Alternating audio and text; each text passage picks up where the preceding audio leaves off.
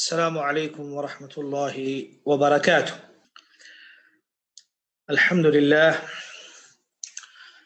لله الذي أرسل رسوله بالهدى ودين الحق ليظهره على الدين كله وكفى بالله شهيدا وأشهد أن لا إله إلا الله وحده لا شريك له وأشهد أن محمدا عبده ورسوله صلى الله عليه وعلى آله وأصحابه أجمعين.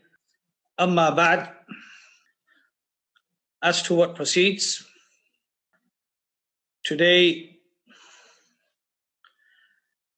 is our fifth lesson on the book Bulugh al-Maram by al-Hafiz ibn Ḥajar al-Asqalani رحمه ta'ala. The hadith which we are studying is the hadith of Abdullah ibn Umar radiyallahu anhuma, which is the third hadith that can be found in Kitab al-Siyam, the book of fasting, after the hadith of Ammar ibn Yasir radiyallahu anhuma. Our discussion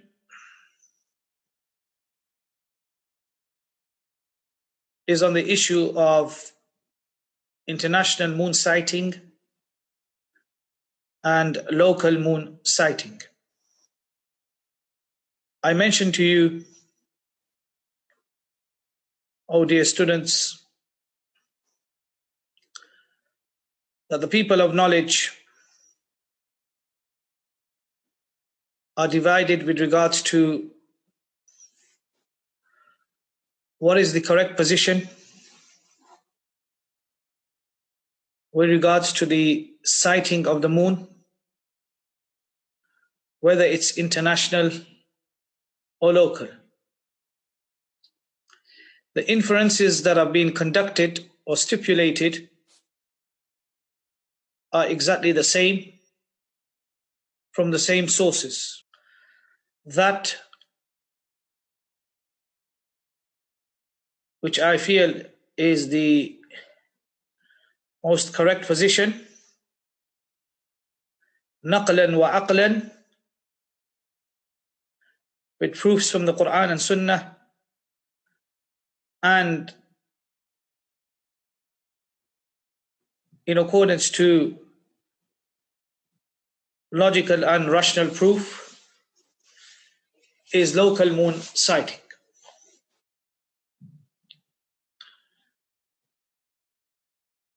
And the evidence for this can be found in the hadith of Sahih Muslim. The hadith of Qurayb with regards to Abdullah ibn Abbas radiyallahu anhum.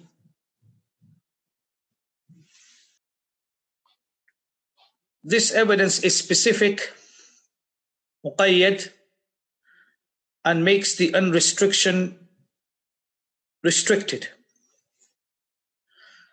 So the first group of scholars who adhere to the opinion that international moon sighting is the correct position, with regards to the hadith of Qurayb that can be found in Sahih Muslim,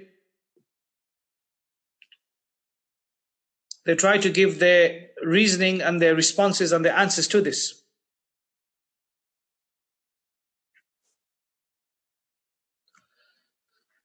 And from amongst the most strongest answer that has been given is given by al-Shawkani in Nail al-Awtar, when he talks about the hadith of Qurayb. For those of you who may have forgotten with regards to the hadith of Qurayb,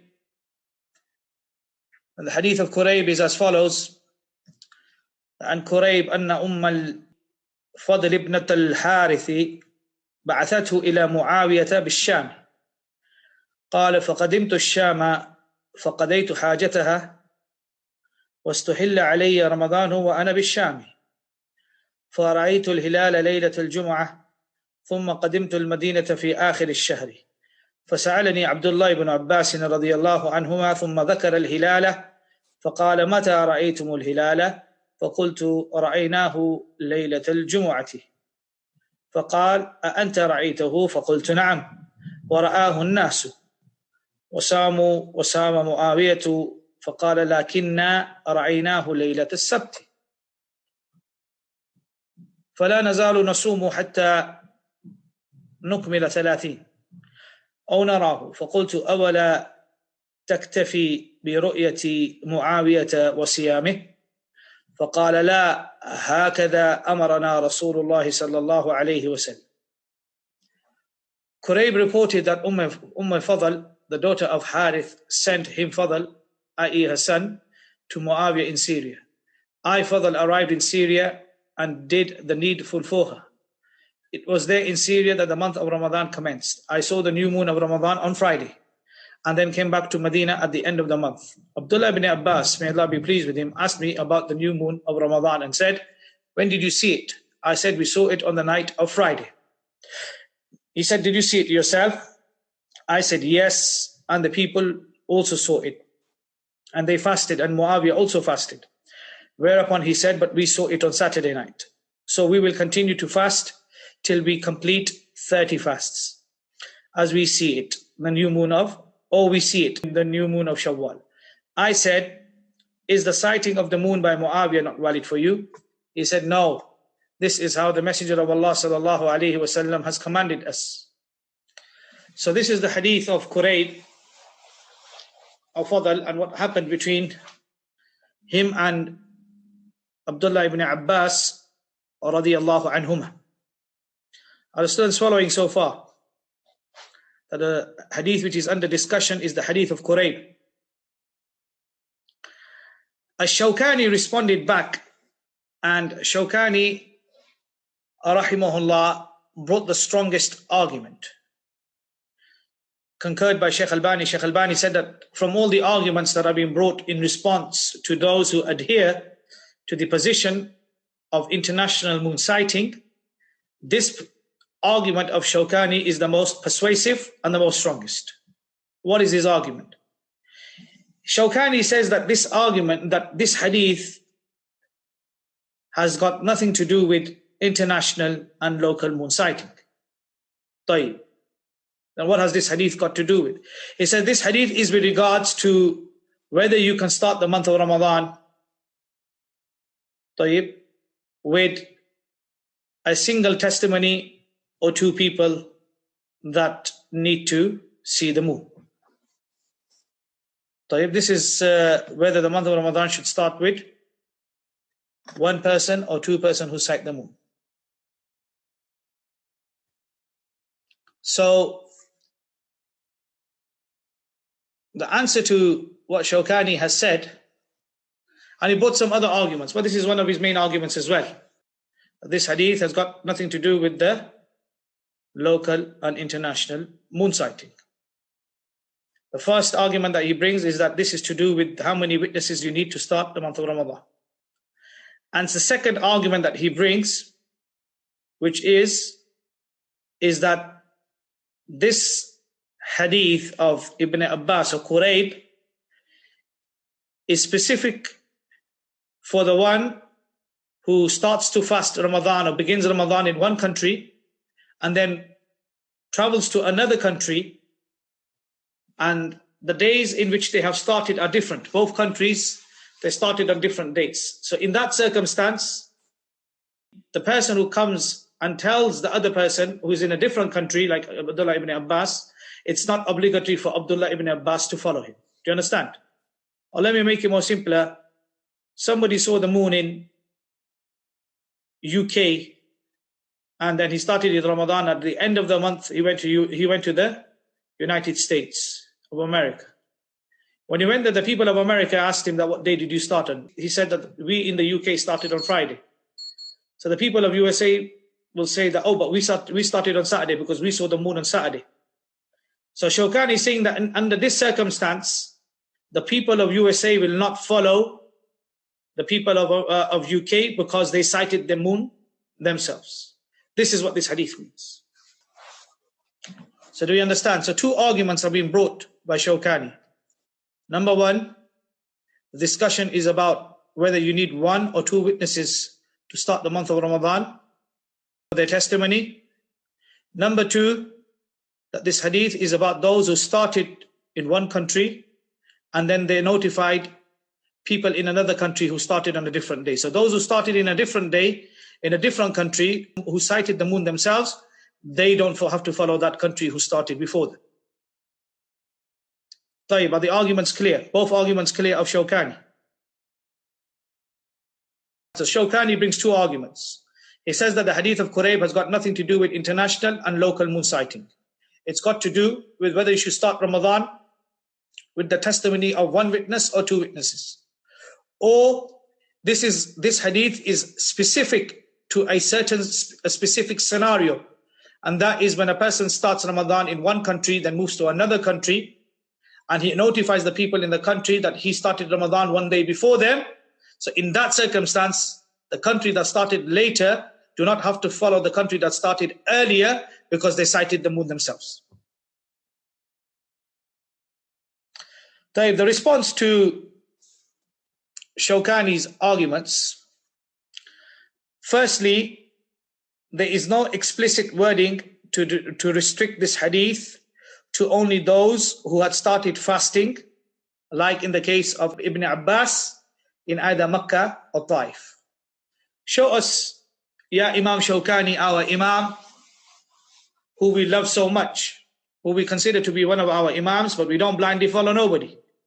But Ya Imam Shawkani, show us where in the hadith that you can clearly say decisively that this is referring to those who started to fast in Makkah or Taif, those who fasted in Ash-Sham. Is this the dispute or the difference or the discussion that Fadl was having with Abdullah ibn Abbas? La abadan.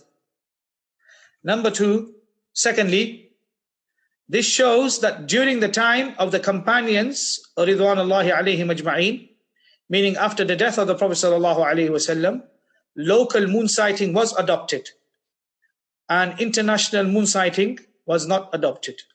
Evidence for this is that the people of Syria, Sham, they started to fast independently. And the people of Hijaz, Makkah or Taif, they started to fast independently. That's why we have 2 days, Friday and Saturday. Is the second point clear? Wadah? Thirdly, the statement of Ibn Abbas radiyallahu anhuma when he said, La hakada amarana Rasulullah sallallahu alayhi wasallam. This would mean that the Messenger of Allah sallallahu alayhi wasallam discussed international and local moon sighting, which cannot be possible because here the Prophet sallallahu alayhi wasallam generally commanded the Muslims, and Allah subhanahu wa ta'ala commanded all the Muslims to fast and to look for the moon, new moon, because his wordings are general, which is agreed upon. So we have to say that the hadith of Abdullah ibn Abbas is also general, but has a specific background and context to it. That's what we say. But in no way does it in any way indicate clearly or explicitly with regards to international and local moon sighting. But who is being addressed is the difference of opinion. When Allah says, فَمَنْ شَهِدَ مِنْكُمْ, from amongst you, everybody says, Naam, amongst you meaning the Muslims, or whether it's everybody or whether it's only the locality. Whether it's the entire Muslim Ummah unrestrictedly or whether it's the local people restrictedly, this is the difference. So there leaves the option only, which is strong, that is that the local people sight their own moon, and this is what Ibn Abbas stated, that they did and were commanded by the Messenger of Allah sallallahu alaihi wasallam to do so. Also, the context of the conversation clearly states not what Imam Shawkani rahimahullah is trying to prove. They were not discussing the difference of opinion of a person who started fasting in Syria and then came to Makkah or Taif. Who should he now follow? Should he follow and do Eid with the people of Taif, of Syria, who started earlier and finish early before the people of Makkah? Or should he continue now, follow the people of Makkah, do Eid when they do Eid, and then make up for his fasts if they are less? The discussion between Abdullah ibn Abbas and Kurayb was with regards to international moon sighting, and local moon sighting. That is, we can see from the context of the conversation. So do we understand? So the generality of all the evidences are clear. Who the Prophet ﷺ is addressing. Sumu li ru'yati, faman shahida minkum ash-shahra falyasum. Whoever from amongst you sees the moon, let them start fasting. Everybody agrees to that. The difference is whether it's restricted or not restricted. The hadith of Qurayb restricts it. And why do we say that it is not referring to the witnesses, it's not referring to the specific situation? Because the whole argument is, why don't you accept the Friday testimony? And why are you going to stick to your Saturday? And Abdullah ibn Abbas is saying, well, this is what the Prophet ﷺ told us, look for the moon ourselves. Fourthly, when you observe the wording, أَوَلَا تَكْتَفِي بِرُؤْيَةِ مُعَاوِيَةَ وَالسِّيَامِ, isn't the sighting of the moon by Muawiyah not valid for you? Which was Friday. If it was, as Imam Shawkani explained, that the hadith is concerning the person who starts his fast with one country and then travels to another, then Ibn Abbas would have said, well, we started on Saturday and cited it on Saturday. You cited it on Friday and started it on Friday. So because of international moon sighting, we are a day behind you. So in reality, we would have had to follow you. But we are not following you because you started before us. So therefore, we will do Eid, everybody will do Eid together because we were supposed to follow you because international moon sighting is the correct position. And then we will make up for our fasts. Because that is a masala which is known, that if you are following international moon sighting and you follow a day behind, you have to do Eid with the person and with the people that the country that you follow, and then you have to do a qadha after the day of Eid, which Abdullah ibn Abbas said no to. Meaning what Abdullah ibn Abbas said, we started on Friday, well, we started on Saturday. That context is only possible if you adhere to the position of local moon sighting. If the Prophet ﷺ commanded everybody to follow one single sighting, and that if one country has sighted the moon, everybody needs to follow it, then Abdullah ibn Abbas said, well, the news has reached us really late, but we're still binding to follow you. So what we will do is we'll do Eid, when the people of Syria do Eid, and then we'll wake up our fasts. But we don't see Abdullah ibn Abbas saying that. This is not what was discussed. Rather, the response was, we saw it on Saturday, so we will follow Saturday, and you, the people of Syria, can follow Friday. At the least, it means that both Syria and Mecca and Taif were following local moon sighting. So there was no one Eid, and international moon sighting was rejected in this context without any doubt and conclusively. Is that clear? Did we understand the answer, what I said? Had it been referring to international moon sighting, Abdullah ibn Abbas and the people of Makkah would have been obliged to follow the people of Sham and do Eid with them now.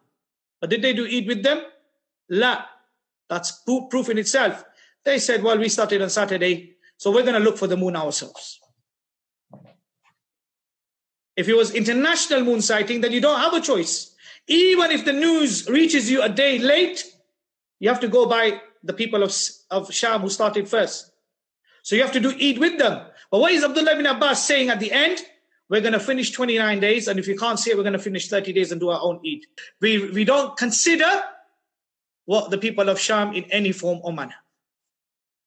Is that clear? That in itself is a refutation on Shawkani. That is the context that proves that what I am saying does refer to local moon sighting. And this is what Abdullah ibn Abbas was arguing over. Abdullah ibn Abbas was arguing over the issue of local moon sighting and rejecting international moon sighting. Tayyib. Fifthly, the scholars are in agreement. If you start to fast in a country of local moon sighting, and then you travel to another country who also started with their local moon sighting, regardless of whether you started before or after them, if the moon is sighted in the current country where you are currently located for Eid, and for example, just say you've done only 28, you have to celebrate Eid with that country, and then make up the fasts after the day of Eid. Agreed upon. No disagreement at all, which will be done on the basis of qadha. Are we clear on that? So that's proof in itself of local. These scenarios and fiqh issues are only possible with keeping into mind and being mindful if we adhere to the opinion of local moon sighting.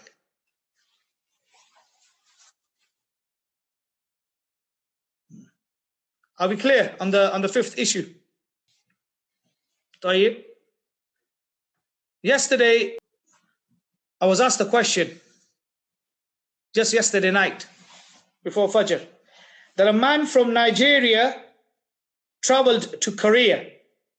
He observed his fasting in Nigeria. So he started to fast in Nigeria. He done his suhoor, and then he set off on his journey. So he started to fast in Nigeria. He decided that he's not going to take the option of not fasting, and he's going to fast.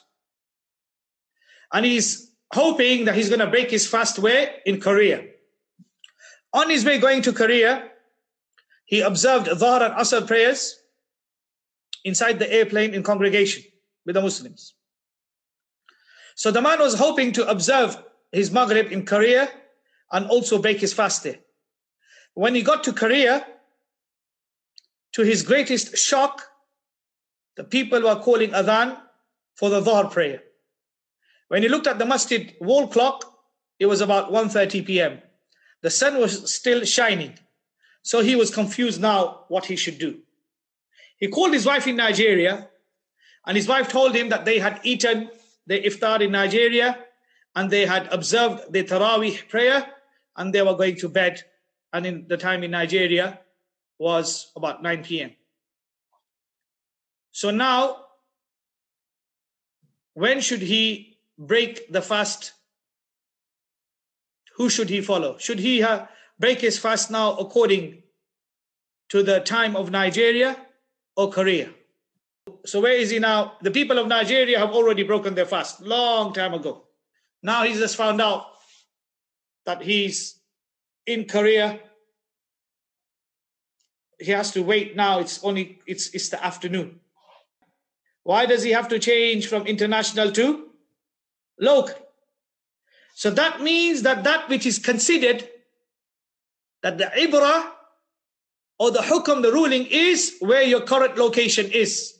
Now when you see the sun set, that's when you break your fast. Based upon the ayah of Surah Al-Baqarah, ayah number 187, ثُمَّ أَتِمُّ السِّيَامَ إِلَى اللَّيْلِ, then complete the fast until the sunset. إِلَى اللَّيْلِ, until the sunset.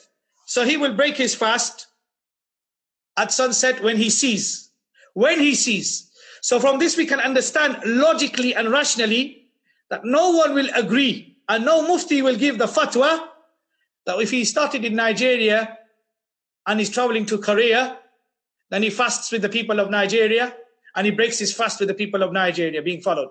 Rather, the current country where he is now located in, unanimously all the scholars will say that he has to break his fast.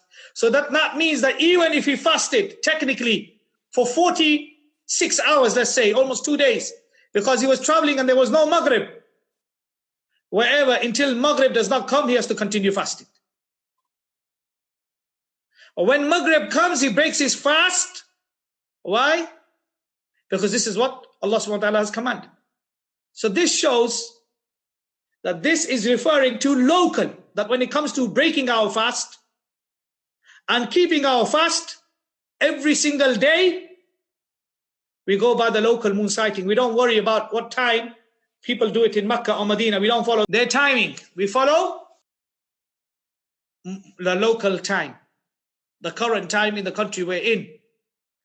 So in the same way, if we're following the local timing for breaking our fast and starting our fast, then also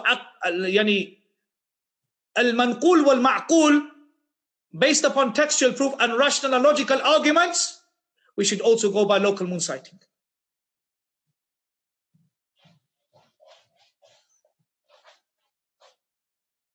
Whether the rules of traveling apply to him or not, he wants to keep his fast. He can break it at any time.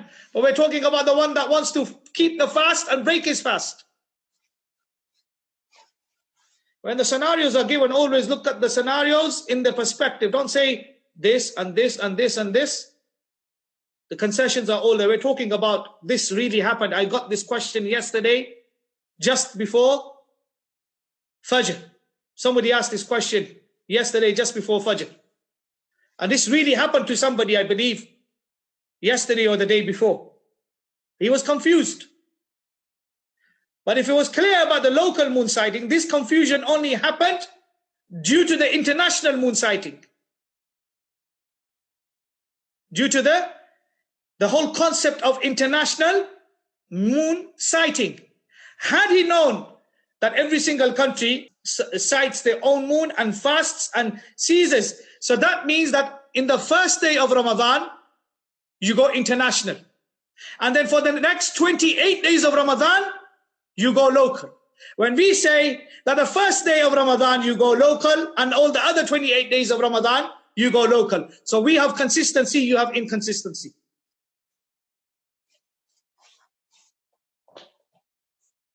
واضح? So you switch from international to local. And we're always local to local. طيب? We're always local to local. So one day, your understanding of the hadith becomes international. The second day, your understanding of the hadith becomes local. Because you use the same hadith, sumu li ru'yati wa aftiru li ru'yati, for the first day of Ramadan, and for the second day of Ramadan, and for the third day of Ramadan, and for the fourth day of Ramadan. Or on the first day of Ramadan, it's anywhere in the entire world. From Greenland to the Eskimo land, to the north, to the South Pole, from Australia to England to Saudi Arabia, and then on the second day, it's only where you're located, in the country that you're in. We say whether it's the first day or the last day. That which is reliable is only local. And this is that the hadith of the Prophet ﷺ, one day you say it's for everybody, and the second day you say it's for your local people only. That was the sixth point, or the sixth answer to Imam al-Shawkani. The last and the final answer is that Sham is located in Shimal, north from Medina, swerving away towards the east. And between them, there is a distance of 800 miles. So the difference between Sham and Medina is about 800 miles.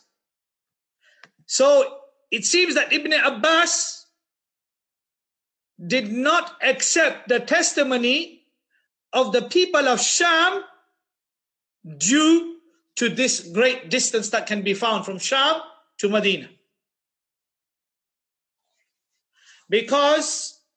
And he went by local moon sighting due to the distance of Sham and where he was located, Medina or Mecca or whatever. 800 miles. So that's why he said, I can't accept this because the distance is too far. Is that clear? So I've given you 7 answers to the position of al-Shawkani, why we don't accept the position of Imam al-Shawkani rahimahullah ta'ala.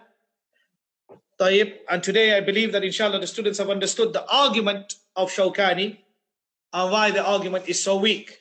Like I said, that everybody uses the hadith Sumu li ru'yati of Abdullah ibn Umar for the first day as well as the second day as well as the third day, because every day, unfortunately, in our countries we've become accustomed to looking at the timetables. The balawa of these timetables are such that the moon sighting is not only just for the first of Ramadan. The sighting of the moon is for every single day, to the sense that when we break our fast on the first day, or when we start our fast, on the second day we have to see the sun set, and then we have to break our fast. Unfortunately, due to these timetables, we've abandoned looking for the moon and looking for the sun. Well, this is my position, and nobody is compelled to blindly follow my position. But I do say that if anybody does feel that my position is not correct and they have answers to my arguments, then they may come freely. I don't compel my students to blindly follow me. That's one thing I detest. So we're done with the hadith of Kurayb and its answers. We move on to the 12th point of the hadith. Now the second group of scholars who went by local moon sighting have differed on the distance of the countries. What will be regarded as being the criteria that will be reliable, either two parts of a single country nationally following one another with different time zones, or two different countries next to one another with similar time zones like Europe. Those who adhere and adopt the position of local moon sighting differ of what is known as qurb and bu'd. What's the criteria? So now we decided that we're going to go by local moon sighting, but now what's the criteria? Up to what extent can we accept somebody who is considered to be within the vicinity of our locality? So if they see the moon, we can accept their testimony, and if we see the moon, they can accept our testimony. Do we understand? So this is the issue now which is under discussion. واضح? So there are different positions. The first position, as narrated by Ibn Majishun, student of Imam Malik, that the testimony of the witnessing people will not be accepted for that country which has different time zones.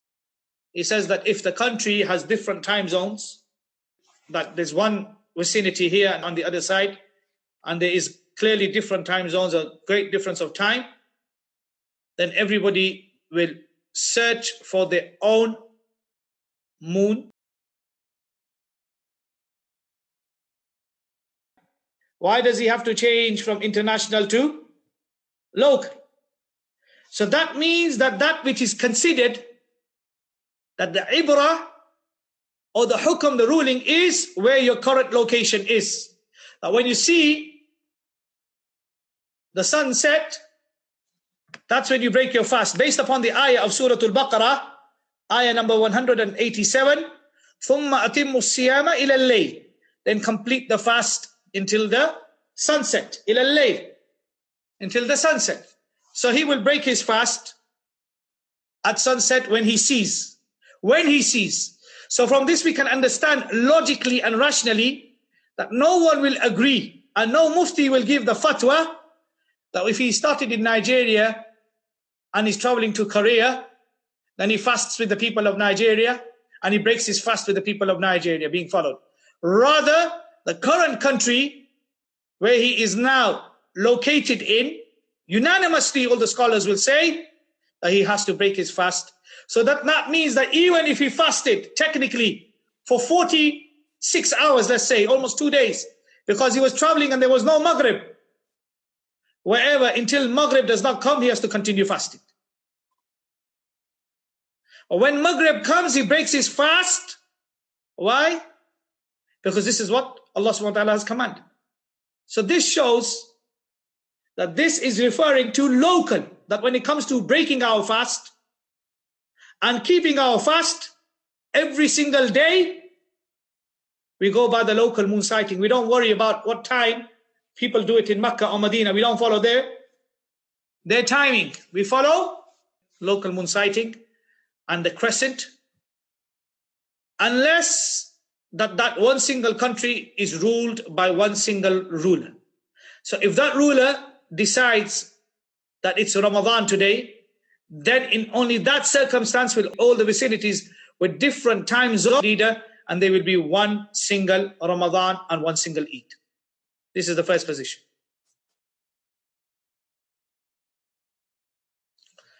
So the first position, as narrated by Ibn al-Majshun, the student of Malik, that the testimony of the witnessing people will not be accepted for the country which has different time zones, except if the Muslim leader commands all of them to start fasting, because for this Imam, this whole country that may be divided into many states and have many rulers, but in reality, they are all under his banner, and he is the al-Imam al-A'zam, the leader of all these little leaders.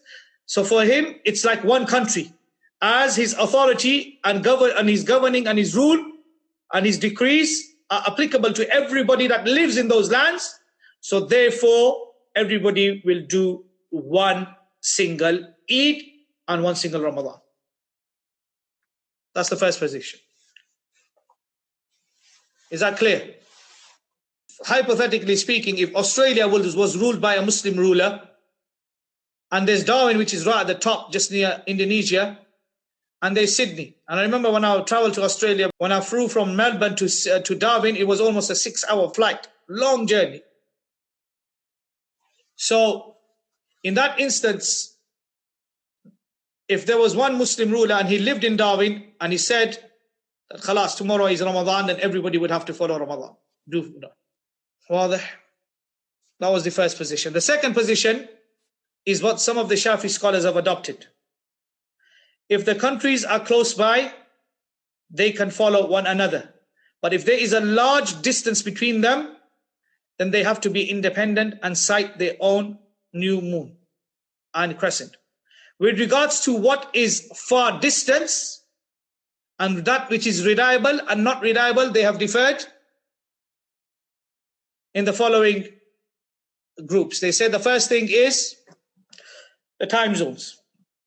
If the time zones are different for the sun rising and setting of the sun and the appearance of the movement of the moon, ikhtilaf al-matali', the skies are different with regards to it being day and night, then that will be considered to be far. And Nawawi authenticated this position in his book Al-Rawdah. So this is what they said that is close and far. The differences of the timings of sunset, clouds, the day. The second is the distance of traveling. They said whatever is considered to be masafatul qasr, whatever is considered to be the distance of traveling in how many days that land, that is what will be adopted. This is what Al-Baghawi and Al-Rafi'i authenticated. Third is different provinces, different states. Fourth, Sarkhasi, he said, the country that is being followed and the country that is following them should be able to try to sight the moon at the same time.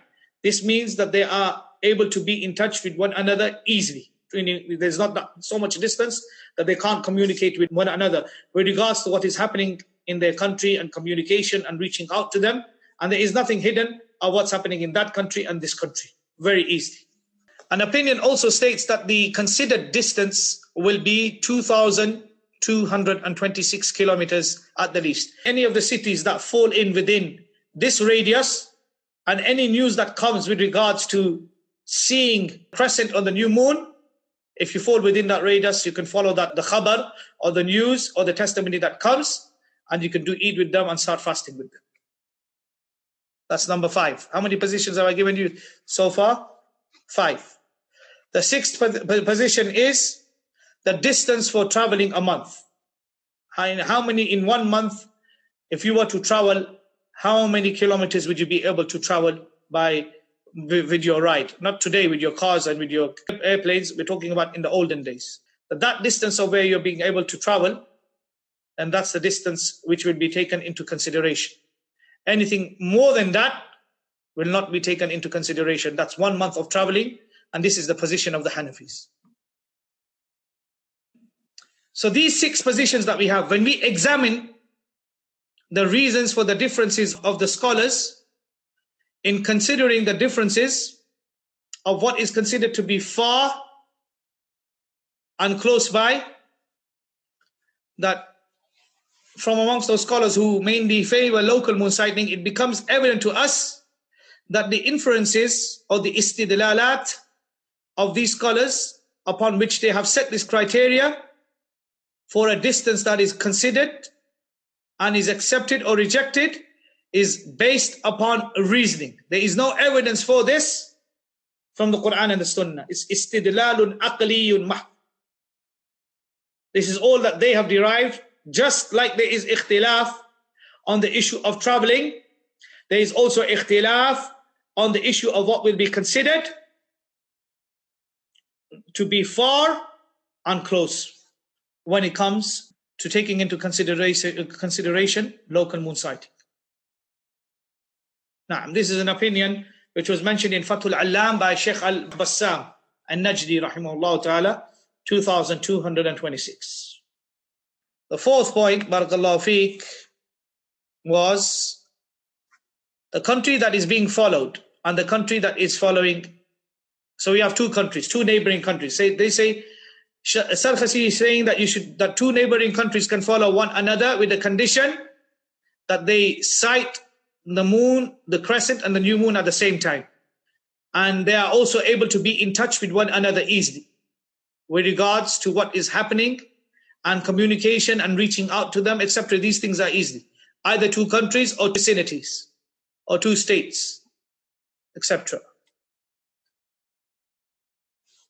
Is that clear? So we know now, I haven't still made tarjih, that what is the most correct position with regards to what will be considered to be far or close for local moon sighting. That inshallah will follow with the research of Shaykh Ubaidur Rahman al-Mubarakfuri, the one who wrote the explanation of Mishkat al-Masabih known as Mir'at, and the senior student of Shaykh Abdul Rahman al-Mubarakfuri and the Shaykh of Shaykh Rabi ibn Hadi al-Madkhali. But now you know the arguments. You know that all arguments, whether I mentioned 6 or 60, they're all subjective and speculative arguments based upon some inferences which they think is the best way to determine that which is close and far. Just like traveling, that we find that there's no real clear explicit proof of what is considered to be traveling, and how many kilometers or miles would one be considered to be a traveler. Is that clear? The same applies to local moon sighting. I'll mention the points once again, the 6 points. The 6 different methods of what will be considered to be far or close distance. The first is the time zones are different from the sun rising and setting of the sun and the appearance of the movement of the moon. So you got to be in a place where the rising and the setting of the sun is similar, and the movement of the moons, the manazil al-qamar, is also similar. If the skies are different with regards to it being day and night, then that will not be considered. And Nawawi rahimahullah said that this is a good position. The second is the distance of traveling. Masafatul qasr, like they say in Arabic. Whatever is considered to be the distance of traveling, whatever radius it is, whether it's this much miles or this much, that is what will be the radius of that distance is what will be considered to be far or close. The third is that if they are different provinces, then every single province is independent. The fourth is that the two neighboring countries or the two neighboring vicinities, that they have to be close to one another to the extent that the moon that is sighted in this vicinity and in this vicinity, or in this city and in this city, is exactly at the same time. And they are also able to communicate with one another. The fifth position is 2,226, and that's definitely worked out with some distance. And the sixth position is the position of the Hanafis, which is the traveling of 1 month. The distance of traveling of 1 month will be considered to be reliable, and anything more than the traveling of a month will not be considered as local moon sighting. Is that clear? Now, which is left with regards to close, reliable distance in local moon sighting is what seems to be the most correct position, which the Shaykh has mentioned, which we will mention in the next lesson, bi'idhnillahi ta'ala. Now we're going to move on to the next issue. Now we move on to the position of the Hanafis. The 13th point is the Hanafi position. So what's the Hanafi position? We're going to be talking about the Hanafi position is because the country that we live in, most of the people follow the Hanafi madhab. That's why the scholars of da'wah, those who specialize in da'wah, our teachers, and especially our Shaykh Hamoud al-Ruhaili, he's passed away now, used to say to me when we were studying the principles of da'wah, he said it's obligatory for every single graduate to learn the fiqh of the country that he lives in, meaning that whatever madhab is being followed in his country, he must have full comprehension of that madhab. So he's able to reason with the issues that go against the sunnah and refute them.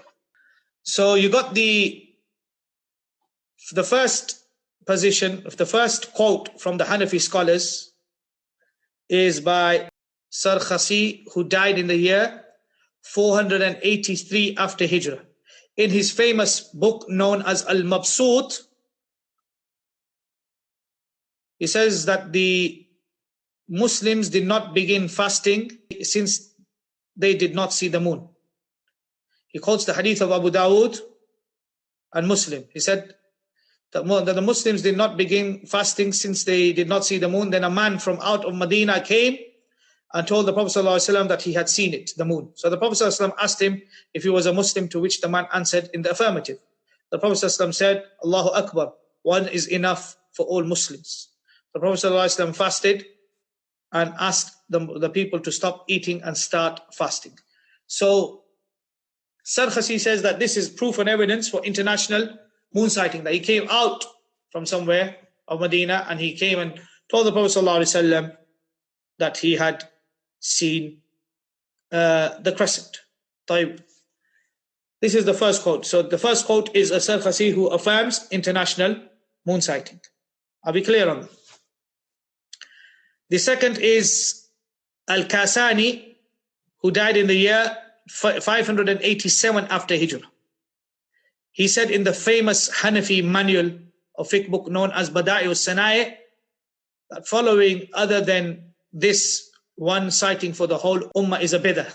Third is Kamaluddin ibn al-Humam al-Hanafi, who died in the year 861 after Hijrah, who wrote an explanation to the famous Hanafi fiqh manual known as al-Hidayah. He wrote an explanation to it called Fathul Qadir. He said, وَإِذَا ثَبَتَ فِي مِصْرٍ لَزِمَ سَائِرَ النَّاسِ فَيَلْزَمُ أَهْلَ الْمَشْرِقِ بِرُؤْيَةِ أَهْلِ الْمَغْرِبِ في ظاهر المذهب وقيل يختلف باختلاف المطالع لأن السبب الشهوة. He said, if it's proven in a city that the moon has been sighted, then this makes it compulsory for everybody to follow it. So the people of the East, it will be compulsory for them to start fasting if the people of the West were to see the moon. And this is in the Zahir al-Madhab. I will explain to you what Zahir al-Madhab means. And then he said there's another opinion in the Hanafi Madhab which talks about local moon sighting. And they say that the reason for this is ash-shahr, meaning that the starting and the ending of the month is done locally, so the moon sighting should be also done locally. The fourth scholar is Ibn Abidin, who died in the year 1252. He has a book called Rudd Muhtar, where he says, وَظَاهِرُ الرِّوَايَةِ الثَّانِي وَهُوَ الْمُعْتَمَدْ عِنْدَنَا, that the position of local moon sighting, which is the Zahir or Riwayah, that is which is reliable in the Hanafi Madhab. And this is according to the Malikis as well as the Hanbalis, who say that the hadith of the Prophet ﷺ, Sumu li ru'yati, is suspended based upon anybody that sees the crescent or the new moon. In Rudd Muhtar, you mentioned this. طيب. Number 5 we have is al-Haskafi. Al-Haskafi, who wrote Ad-Durr al-Mukhtar, he said that local moon sighting is not considered reliable in the Hanafi madhab. Rather, that which is considered reliable in the Hanafi madhab is international moon sighting. And this is what most of the Hanafi shuyukh follow. And upon this is the fatwa. وَعَلَيْهِ الْفَتْوَى. What does he say? وَعَلَيْهِ الْفَتْوَى. And what did Ibn Abidin say? Ibn Abidin said, وَهُوَ الْمُعْتَمَدُ عِنْدَنَا. And that which is reliable according to Hanafis is international. And here Haskafi is saying that that which is reliable and upon which there is fatwa is international moon sighting. So Ahl al-Mashriq, the people of the East who live in the east of the world should follow the people in the West. if the moon has been sighted there. The sixth scholar is Zayla'i al-Hanafi in his explanation of Al-Kanz al-Daqaiq. He says, Al-Ashbah, that which seems to be more filling and more digesting. According to Zayla'i, he says local moon sighting seems to be much more better. But Ibn Humam al-Hanafi al-Kamal has said that we have to go by the Zahir al-Riwaya, is better and safer, meaning international moon sighting. So I'll say to you what he says in English, that the authorized position of the Hanafi school is that sighting in one city is sighting for all. It will become incumbent upon the inhabitants of the Eastern Hemisphere to confirm the month by sighting it in the West. The majority of Hanafi elders give no consideration to diversity of horizons, so much so that they require making up for a day of fasting if people in one locality fasted for 30 days and the other locality for 29 days. There you go. That's the issue of Abdullah ibn Abbas, according to the Hanafis. That one locality and the other locality, if you start late, then you have to make up for that fast. The seventh scholar, so these are all scholars of the Hanafis. Alauddin, in his fatwa known as Tatarakhaniya, who died in the year 786. He says that if people in one locality were to see the crescent, then do all the people have to follow them? This is a question. He says our scholars, our mashayikh have differed on this. Some of them said it is not obligatory to follow, but that which is considered reliable is that it will be, that they will have to, meaning international moon sighting. And in Khaniya he said there is the Hanafis give no importance or give no consideration to local moon sighting. Rather, because of Zahir al-Riwaya. And in al-Quduri, he says, Quduri is another famous Hanafi fiqh book. He says that if there is a difference between two cities where they differ in their timings, then it's not compulsory for one of them to follow the other. But he says Shaykh Shamsul A'imma al-Halwani has said that this is sahih from the madhab of our companions. So here, Tatarakhaniya is saying that local moon sighting, this is the confusion of the Hanafis. Sometimes they say this and sometimes they say this. And this is the balawa of studying madhabs. Mufti Abu Sa'ud al-Hanafi, who died in the year 982 after Hijrah, in his explanation of Maraqi al-Falah, who is the shar of Nur al-Idha, he says that al-Quduri, Sahib al-Quduri, he died in the year 428, who favored local moon sighting. This seems to be the most feasible position, because there is an infisal separation with regards to the sun's rays, that the people differ in the time of breaking their fast, just as they differ in the time of when they pray and that. And this should be known to you clearly for anybody who knows about timings, and obviously not in those days, but what you would say, that ilmul aflak, with regards to the movement of the stars and the moon and the sun. And he goes, that which will be considered with regards to local moon sighting is a month of traveling at the least, just as it has been mentioned in Al-Jawahir. So again, this Mufti Abu Sa'ud, he goes with Al-Quduri. Although majority of the Hanafi scholars, they go by international moon sighting. And they say that this is the fatwa. Wa alayhi al-fatwa finishes all the Hanafis. They can't argue. When you say to them, wa alayhi al-fatwa, no Hanafi can come now and say, you say to him, uskut ya muqallid, quiet, blind follower, wa alayhi al-fatwa. It's fatwa upon this. The fatwa of the Hanafis is upon international moon sighting. When they come to you, say, uskut ya Hanafi, ya muqallid, wa alayhi al-fatwa, wa huwa al-mu'tamadu indana. The ninth is Shurumbulali, who died in the year 1069 after Hijrah. He mentions in his shar of his book, he wrote a book called Nur al-Idha, and then he wrote his own explanation of his fiqh book called Maraqi al-Falah. He says that if the crescent is seen one place, in one locality, then it becomes obligatory for everybody to start fasting. ظاهر المذهب, according to the ظاهر المذهب. وعليه الفتوى, and there is fatwa upon this. وهو قول أكثر المشايخ, and this is the opinion of majority of our shuyukh. And it will be obligatory to make qadha for the country that fasts 29 days if they start late because of the general addressing, and that is sumu li ruhyatihi. And he said, وَقِيلَ أَن يَخْتَلِفَ, and he said there is another opinion.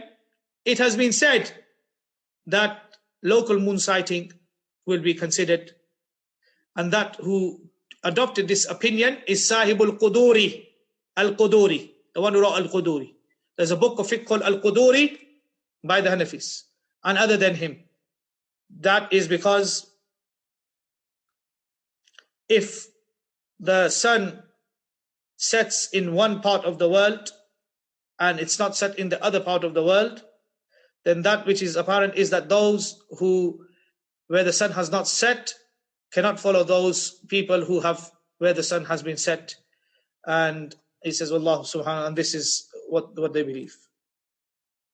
The 10th position is the great Deobandi master and the founder of the school of Deoband and the founder of the madrasa of Deoband, Maulana Rashid Ahmad Gangohi, said, if the people of Calcutta sighted the moon on Friday, whereas it was sighted in Makkah on Thursday itself, but the people of Makkah did not know of it, the sighting of Thursday, then whenever they came to know of this, it will be obligatory for them to celebrate Eid with the people of Makkah and make up qadha for the first fasting.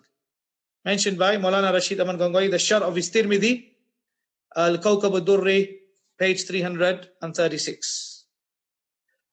Tayyib, he also said, another position of his in Fatawa Rashidiyah is that he partially accepts the validity of local moon sighting. He's for international moon sighting, but he says partially he accepted local moon sighting. Thus, he states in his Fatawa Rashidiyah, according to Zahir al-Riwayat, and I'll tell you what Zahir al-Riwayat means.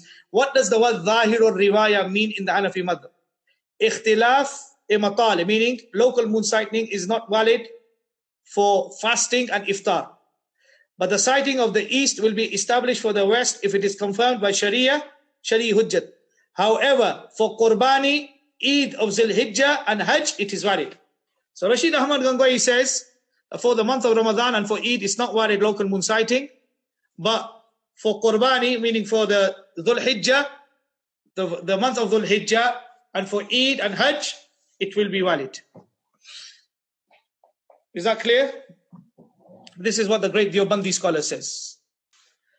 Number 11, which is a fatwa from Darul Uloom Deoband. The Deobandis have a fatwa, an encyclopedia of their fatwa. In volume 6, page 380, it says, wherever the sighting is confirmed, however far off it may be, even if it were to be thousands of miles, the people of this place will have to abide by that, meaning they will have to follow that. Low international moon sighting. Question. There has been some dispute in Amritsar, in India, in Punjab, city called Amritsar, etc., regarding sighting moon for Ramadan and Eid al-Fitr. So should we, the residents of Mandala in CP, which is located very far off, following that sighting or not? Answer. In the maslak of Hanafiya, or the madhab of Hanafiya, there is no consideration of local moon sighting. The sighting of the people of East is binding upon the people of the West and vice versa. This is also demanded in the hadith, Sumu li ru'yati wa aftiru li ru'yati. Fast when it is sighted and stop when it is sighted. Because the address Sumu and aftiru is am, general, and for everyone. In conclusion, when sighting is confirmed in whichever place, everyone is supposed to start his fast and break it in accordance with it when the sighting is confirmed. Fatawa Darul Uloom, volume 6, page 385 and 386. Number 12. The Grand Mufti of the Deobandis, Mufti Kifayatullah, he wrote a book called Talimul Islam. And in there he talked about the sighting of the moon And he said, irrespective how far the news of sighting came from, it is to be relied upon. For instance, if the people of Burma did not sight the moon, and a person from Bombay testifies to them of having sighted the moon, it will be incumbent upon the people of Burma to make up the fast, the first fasting, i.e. qadha. The Deobandi scholar, Mufti Muhammad Shafi Deobandi, who wrote an explanation to Sahih Muslim, known as Fath al-Mulhim, he said, after the strong position of most of the Hanafi scholars, which is that local moon sighting will not be taken into consideration. And he says, yes, now this is him, he's giving his own personal opinion. He says clearly what's in the Hanafi madhab, and he says, Naam, it is appropriate that we give consideration to local moon sighting, especially if there is such great distance between two cities for more than one day. So according to Mufti Muhammad Shafi Deobandi, who they call their Mufti of the Deobandis, when I say Mufti, I say it in the context of their Mufti, not my Mufti. He says that if there is a difference of 1 day of traveling between the two places, then there will be local moon sighting. Because he says that the texts are clear with regards to the month being 29 days or 30 days. And the shahada or the testimony will not be accepted for anybody other than that day. And Allah knows best. 14, the famous Deobandi hadith master, Anwar Shah Kashmiri, he says in his book Al-Urf al-Shidi that in the general books of us Hanafis, there is no consideration for local moon sighting. It's all international. But with regards to breaking your fast every single day and praying 5 times a day and Hajj and sacrifice, then local moon sighting is considered. The famous Deobandi Mufti Rashid Ahmad in Ahsanul Fatawa from Karachi says the news of sighting of the moon in Saudi Arabia is not hujjat for Pakistan. Pakistan can't follow it. Ajib. So he goes against his whole madhab and all the shuyukh that came before them. Number 16, the founder of the Barelvi sect, Maulana Ahmad Raza Khan Barelvi, in his Fatawa Rizwiya in volume 1, page 568 states, in the correct and authentic mazhab of our Imam, with regards to the sighting of the moon for Ramadan and Eid, distance of the place of sighting is of no consideration. The sighting of the east is binding upon the west and vice versa, i.e. the sighting of west is similarly binding on east. Number 17, the Khalifa of Maulvi Ahmad Raza Khan Barelvi, Amjad Ali Naimi, has written in Bahar Shariat, volume 2, page number 8, that when the moon is sighted in one place, it is not just for that region, but for the entire world. Number 18, questions asked on the famous global website, islamqa.org. Those is a website for questions for the Hanafi madhab. What is the position of the Hanafi madhab regarding the local versus international moon sighting? Sayyid Saqib in his Fiqh al-Sunnah says the correct opinion among the Hanafiya and the chosen opinion among the Shafi'iyya, every country or territory is to take into consideration its own sighting and not necessarily follow the sighting of the others. I realize that Fiqh al-Sunnah is weak fiqh work, but Sheikh Nuh Kala said that the conclusion and uses confirm 90% of the Shafi positions. And for that reason, being unlettered Arabic, I sometimes refer to it. I remember listening to the series of lectures by Sheikh Nuh Hamid Kala on a trip to Guyana, and someone asked me this question. These guys are all Sufis anyway. He said that the Hanafi position was the international sighting. I am originally from New York, but currently living in Malaysia. The Indo-Pakistani Hanafis in New York all allowed the local sighting fatwa. And now what does Zahir al-Riwaya mean? Somebody may ask the question. Zahir al-Riwaya means that all those masail which Muḥammad ibn Hasan al-Shaybani with his sanad narrates back to Abu Hanifa. So every single mas'ala where Muḥammad ibn Hasan al-Shaybani, the successor and the Khalifa and the senior student of Abu Hanifa, narrates that Abu Hanifa said this, Abu Hanifa said this with his sanad, then this is considered Zahir al-Riwayah. And the fatwa of the Hanafi madhab is based upon the Zahir al-Riwayah. And you kept hearing the scholars say, Zahir al-Riwayah, Zahir al-Riwayah, Zahir al-Riwayah is to follow international. Zahir al-Riwayah, Zahir al-Riwayah is to follow. And such books as Al-Siyar al-Kabir, Wal-Siyar al-Saghir, Wal-Ziyadat, Wal-Jami al-Kabir, Wal-Jami al-Saghir, Wal-Mabsut, all these books are books of Zahir al-Riwayah. The meaning that upon these books is the fatwa of the Hanafi madhab. You can't go to any other books if their masala is present in these books. So they abandon, the Hanafis who follow local moon sighting, they abandon blindly following Abu Hanifa, and they Zahir al-Riwayah, and they become the victims of following their desires by going to local moon sighting and adopting local moon sighting. Now, جزاكم الله خيرا وآخر دعوانا الحمد لله رب العالمين. Inshallah we'll meet again tomorrow. Assalamu alaikum wa rahmatullahi wa barakatuh.